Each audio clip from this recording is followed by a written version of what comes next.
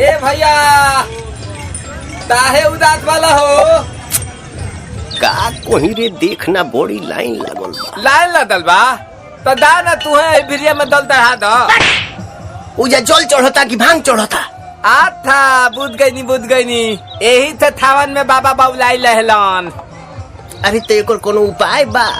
बानू इनता ते दो थल दली पियावे ते परी का रे? अब थू ना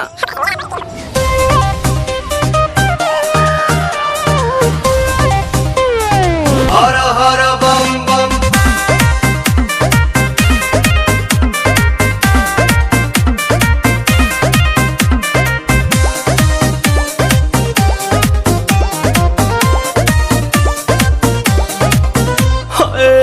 टेंशन में रहतानी काहे भोले दानी अभांगा जा छोड़ दी साफा लइकन के कहल मानी ताजा ताजा लाइल बानी अखिया खोली देख ली ना पीली पुदीना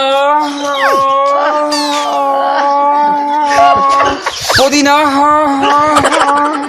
पीली पुदीना पीली पुदीना सावन भरही असो भंगिया के बिना।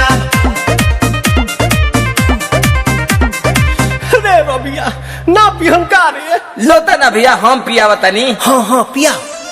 भनिया धो तुलावा थोली बतली तवे तदी भनिया धो तुलावा थोली बतली तवे तदी ए तबे लतालाई तली बाबा ए तलोते तदी ए तबे लतालाई तली बेलूरा ता तली जनतानी बाबा रउआ भंगिया के